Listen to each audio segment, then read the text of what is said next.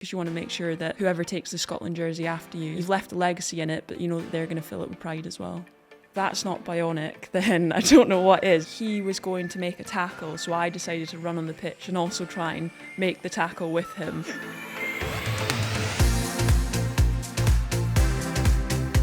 Hello and welcome to Stronger Than You Think with me, Ashley Wilmot. And me, Julie Ownsley. Today's guest is an international rugby player. And if that's not enough, she's also a firefighter. We are so delighted to welcome Scotland and Harlequins number 8, Jade Konkel. Great to have you, Jade. Thanks for having me. Firstly, you guys, I guess, normally just meet on the rugby pitch, don't you? It's quite nice to be in a civilised environment. Yeah, I'm thinking, have we actually played against each other? I'm not sure. Because I've obviously had a lot of injuries, and I feel like when you've been playing, I've probably been injured, and then you've had More injuries. than So likely. I feel like we probably hadn't actually played against each other. And if we have, it was probably like for a limited amount of minutes. A couple of minutes. Yeah. But then, to be fair, probably like too fast for me to even catch anyway. So avoid at all costs. Yeah, you are a bit of a speedster, to be fair. I won't say that, but thanks, guys. Look, Jade, you've had a few ups and downs, so we'll just dive straight into it, really. Great to see you back on the pitch finally at the end of this season. Firstly, how good was it to just get back out there with the team? Yeah, it was really good. Nerve-wracking, Yeah. especially after the kind of 15 months worth of the injury. But to be able to, I was there every game, every day. I was still trying to make sure that I was involved in the team. But, you know, there's nothing that you want more than to be on that pitch with the team. So to be able to actually get back for the last 4 games was so special, because it means that you've kind of felt like you've been a part of, you know, what you've done on the pitch for that season. But yeah, it was a pretty tough 15 months, but we got there in the end. So this was it the third time? Was it the third surgery? The same injury? Yeah. Or was it on the same side as well, was it? Yeah, so did it the first time, and it was like, get the op, you'll be golden. It'll be strong. Just let's be So specific. syndesmosis in your ankle. So it's quite common. Quite a lot of people do it. So it's the bit that kind of connects your tib and fib together in your leg. So when that kind of tears, they just kind of wobble in your leg. So you get a tight rope put around it. So yeah, get the tight rope, you'll be golden. So I obviously asked a couple of my teammates who'd had it. They're like, yep, it's great. You get back pretty fully fit. Just got back, did it again. I was like, oh, okay. But this time I broke my leg as well. So then I was like, okay, right. It was a different mechanism. Let's just see how it goes. So again, was like, it'll be fine. Turns out I needed surgery again. So went in for surgery. And I was like, right, okay, it's going to be pretty secure now. I've got the plate and screws up the side of the bone. I've got the tight rope in. We're going to be sorted. Then I did it again. But another different mechanism as well. And that's when it was very much like, surely not again. Is this just going to keep happening? And then you start to get those doubts in your mind to be like, is it just never going to be the same? And I spoke to the surgeon, and he's like, I've never seen it done 3 times, let alone 3 times in 1 year, with all different mechanisms as well. And it wasn't like we'd not done rehab to its full potential. It wasn't like I rushed back. It was just super unlucky. So did it again, and then got my surgery. So now I've got a screw through the fib and then part of the tib. So if that's not bionic, then I don't know what is. But obviously managed to get back playing, and touch wood, so far I haven't done it again. Yeah, just touching on that, I think a lot of people think injuries is just, it's all physical, but I think the biggest part is the mental side of it. And, you know, to experience the same injury sort of 3 times, what sort of tools did you do to get through that mental battle as such? It's funny, because whenever you get injured, the first thing people say to you is, you'll get a bit of time off now. And I'm like, I don't think you understand that I'm going to be busier than ever. Because when you're in rehab club, it is probably the busiest you're going to be in the whole of the season. It is constant, because you've got all your gym sessions. If you're back to doing running, you've got your running sessions, your off-feet conditioning. You're still doing analysis. You're still doing any form of skills work that you can alongside your rehab as well. And it just ramps up, so it's definitely not time off. But for me, having my job when I was able to get back to it, because I was back on the run, which is a term we use to be back operationally, a lot sooner than I was back to rugby, just because it obviously requires different things. So I think that was a huge part for me to be able to get through it, because you still have that teamwork element with the fire brigade, and then I was still doing something I loved and still able to concentrate on rehab. So having work and then obviously just people around you in rehab club just makes a difference. You know, rehab can be a really, really lonely place, but you know, everyone gets what it's like. So I think everyone tries to be that extra little bit of support. And the physios I've got are great. The S&C coach that we've got is great. And again, everyone just constantly checks in, which just helps you get through. But when it is those dark moments, because like you say, like you can't prep for them, it's just about remembering that there is an end point, and that everything you're doing each day is getting you closer to that. But it's okay to have some tears every now and again. You have such an amazing outlook, to be honest, because to be, like we've said, to be knocked down 3 times, that's a lot. And to still have that motivation to be like, I'm going to get back on the pitch. And interesting, you've touched on there, rehab, it's not any time off. You still have to work just as hard. You have to be determined. You have to get up every day, not knowing quite when you're going to get back on the pitch, but still stay invested. And I felt like I was so in awe of you and your attitude, because you were there all the time. You know, every time Harlequins took to the pitch, you were there with your crutches, cheering the girls on, but you didn't leave that team environment at all. You were so supportive, and you just kind of were part of the team, but in a different way. Were there elements of that you enjoyed, or is that maybe a silly question? I guess it's so hard to be on the sidelines all the time, just wishing that you were out there. Yeah, and I think I've had a long career so far, and there's been a lot of injuries within that, so it's taken me a long time to learn. And I've always been pretty positive and looked at how can I be better coming back onto the pitch, but every time you get injured, it still hurts. But I'd say based on, you know, the last 12 years, I've definitely found ways to cope better, and I think being able to be around the team is massive. And it can get hard, because when you're on the sideline on your crutches and putting on a brave face, you're doing everything you can to make sure that you're there to support the girls without showing any kind of, you know, hurt that you're not on the pitch, because that's not what they need at that moment in time. But you'll go home, and you'll go home absolutely knackered because you've done everything to have a brave face on. And I think it's important, because you want to be there for the team. And I got made captain at the start of the year, and obviously getting injured 20 minutes into the second game, like there's still all that off-field elements to it. So I was always busy, but then it was the perfect time to try and have those conversations with the younger players, try and see what they needed coming through. How can we improve this programme? Because it wasn't our most successful season. So, you know, loads of meetings behind the scenes. So to see that all happen behind the scenes and be involved in that was good. But then to be able to enjoy the girls actually getting to run out, because we all train to play. That's the thing we want to do. So being able to be there and watch those girls have the opportunity to run out is still super special, and seeing what it means to people getting to play the game. It's been a good few years to be part of the sort of Scotland squad. First World Cup in sort of 12 years in 2022. Won WXV2. And obviously, how did that feel, sort of being obviously for the squad and everything?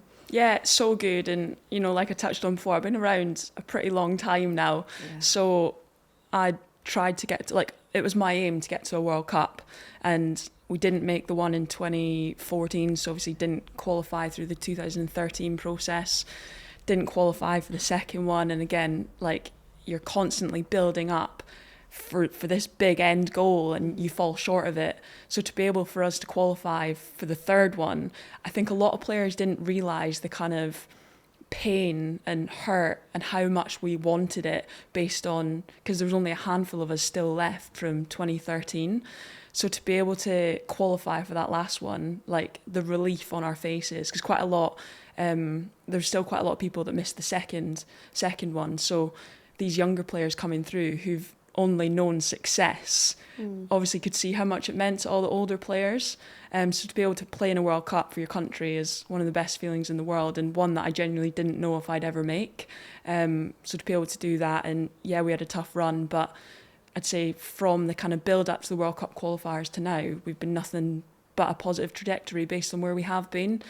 And it took me 5 years to get my first Six Nations win. So to be able to spend a lot of time on the losses and getting absolutely vilified online based on us not performing, to then be at a World Cup and then lead up into a tournament with quite a few unbeaten games, and then to win WXV2 for the first time ever, it's just incredible, and it shows the difference putting in resources and time and building a player group, and like the positive like place that's put us in, and consistency within players as well, because like I said, a lot of people throughout those times, like they'd done their career, they'd done their job, they'd done everything they could to put us in the best place, and it's come from all those people before us to get us into that place, and we had to go through that hardship to be able to become successful, but now we just need to keep it there, which everyone's improving at the same time, so it's no easy feat, but you know, we've got such a good group of players and a good environment that everyone wants to push for those wins. And I'm just sort of intrigued, is there something that's particularly changed? Is there a way people are in camp, the culture or the staff? Like, what do you think has sort of give you that momentum shift to sort of where you are now? So I'd say a lot of the girls I've been in for quite a while now. So, you know, quite a lot have been on from kind of 2016, 2017 onwards. So we've kind of had that big core group of players now that have been around for a long time. We're a lot more experienced than kind of you would have players leave, then senior players leave, and then you'd have people in for a short amount of time, and our player pool in depth was never consistent, whereas I'd say now it's a lot more consistent. You look at our team sheets and it's been pretty consistent over the last X amount of years, whilst also having great younger players coming through as well. So we've started to build this kind of core group, and again, when you're in camp, you're just around all your mates and everyone looks forward to going there. And then again, like, we all want that shared goal. We want to win, we want to perform. So being able to do that and put in the performances and everyone having that shared goal as well. So we know that everyone outside of camp is putting the work in to put us in the best possible place to get those successes. But the environment's great. The resources that are being put in is great. But, you know, that's come from a lot of push, and it's from where I first started to now. I think it's incredible the differences, and you know, seeing the kind of contracts put in place now as well. It's gone from 1 to 3 to 30. It just shows the difference that actually supporting the team makes. What are the main benefits from those contracts, do you think? For most people, probably time and recovery, to kind of like focus on those elements and having a sole focus on rugby and just having that little bit more security to be able to focus on that. And I'd say just having that like less stress part, so being able to make camps without any stressors, or being able to make your daytime skills in your club environment, making sure that you get all your sessions done, but whilst also having that recovery element as well. That is so important. I'm just thinking as well, your career has been so vast, and you've touched on there, you've had a lot of knockbacks. You didn't get a win in the Six Nations for 5 years. Do you feel like that's actually helped you as an individual be more resilient, especially when you're facing things like this injury that you've just come out of and recovered from? Do you feel like as a person you can deal with that a little bit better thanks to the experiences you've had? Yeah, absolutely. I've read a lot of self-help books in my time. There's especially when I was younger, because there wasn't many resources out. You know, I joined the team when I was 18, and I'd lived in the Black Isle in Scotland and didn't really know, you know, the big wider world. So I very much trial and errored as I went along. But definitely, I think learning from those setbacks and looking at ways that you can improve and figuring out how to draw the positives from it, and seeing like a setback as a comeback, for example, and how do I come back better than I left. And like I say, like, that doesn't by any means mean it's been an easy journey, but I'd say it's definitely made me a more resilient person all round, both in life and in rugby. Amazing. Just on that, I feel like there's a lot more resources these days around injury, and even like athletes speaking out about it. Absolutely. And their experience, like whether it's on social media or books and stuff. So it's definitely, as well in my experience, helps. So I think it's definitely the way to go. Yeah, you weren't going to get a motivational quote on Bebo back in my day, so... What a throwback. Yeah. We'd give you a love heart though, Jade. Thanks. What is next for, you know, you and the Scotland team? You know, we want to just keep improving, and obviously we're back in WXV2 this year, and the teams that are in it, I think it's definitely going to be very competitive. So I think it's focusing on that WXV2, putting in the performances we know we're capable of, hopefully retaining the title. But, you know, that's, like I say, everyone's constantly improving, just like I hope we are too. And hopefully we can put in those performances to show that we are continuing to improve, especially girls had a fantastic Six Nations campaign. So to build on that as well and not take any steps back. And then hopefully, you know, get to that World Cup next year and be able to perform in that again as well. So continuing the positive momentum, continuing to build up the younger players coming through. You know, look at Alex Stewart, who played a ridiculous amount of minutes for her first ever campaign and did it really well as well. So seeing players like her develop, Evie Gallagher develop, and numerous others. So it's just continuing to build and just leave the shirt in a better place for whatever's to come, because you want to make sure that whoever takes the Scotland jersey after you is going to, you know, that you've left a legacy in it, but you know that they're going to fill it with pride as well. Yeah, so do you think sort of the squad's going to take confidence from obviously a previous performance sort of going into sort of the next year and sort of the WXV? Absolutely, yeah. And I think a lot of the conversations we have is around continuing to build that momentum, and we reflect back on those wins. And you know, when we were prepping for WXV2, there was a lot of chat on, you know, we've won 5 games back to back and we haven't won a tournament since, I think it was something silly like 2004. So all the girls that were born in 2004 did like a presentation, which was so special and nice, because it just showed that this game and this sport is so much bigger than the people in the now. And it's about, like I say, all those people that have allowed us to get to this place, and what can we do now to allow the next generation to take it even further. But what we do now is going to only benefit how far it can go. So I think seeing the wins as well really helps with that, because then you're pushing the game in the right direction. More people are going to want to play the game. More people are going to want to support you. So it is just trying to keep building that profile of an exciting sport to watch and play. Watch this space. It is going to be good. It is going to be good. And as a competition in itself, how good do you think that's going to be for women's rugby? Yeah, great. And I think the competitive nature of it is brilliant, because you're playing teams that you wouldn't really get to play, you know, year in, year out. I know back in the day we'd probably have like one friendly test match, and it would always be from a Six Nations team. And it wasn't until 2018 that we actually played Canada, which I think was like the first team that we played that wasn't Spain or a Six Nations team in my whole career. So to be able to have then played like Japan, South Africa, you know, USA, you're getting to play these different teams, which are only going to improve the kind of game as a whole, because you're not getting used to playing against a team that you know exactly how they play. You're playing against, you know, the Japanese, who can swing a pass and you don't know which person it's going to, because there's like 3 people running different sharp lines at you. And to be fair, that was the only game that I looked at the clock 6 minutes in and was like, how am I going to last 80 minutes? They keep you on your toes. Absolutely, just fast-paced and something that's so different that you don't come across. Or you've got the South Africans that, you know, you're just going to get battered for 80 minutes. And it's one of the most physical games that you ever play. So yeah, really exciting for the game, and just the competitive nature of playing different people. And again, the fact that you've got each competitions, you've got other teams that are in WXV3 that probably wouldn't get the opportunity to play as many internationals. So it's just a great place for all teams to be able to develop.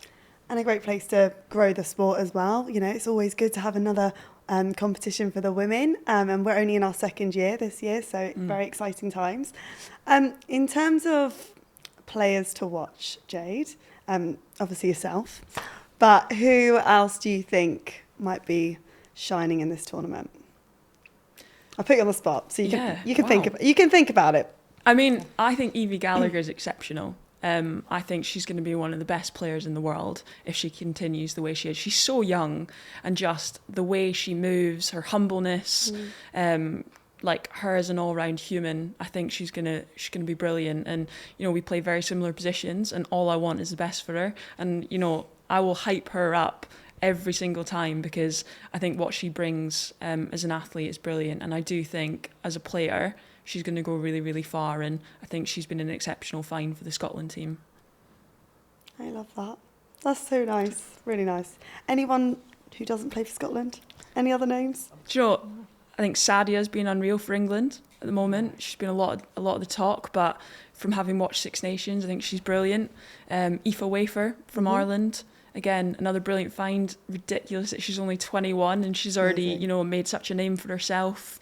You know, there's numerous players. I think Beth Ann Lewis has had a brilliant time in the Premiership, so she'll be exceptional for Wales as well. And then you've got lots of younger players coming through from Italy as well, and Giada Franco has missed out due to her ACL, but I know she's chomping at the bit to get back, and I know that, you know, based on that long rehab period, that she'll be really excited and probably be raring to go and make an absolute thump when she does get back. Yeah, we can't wait to see her back, but it is going to be a cracking competition, so we can't wait. We're on the countdown now.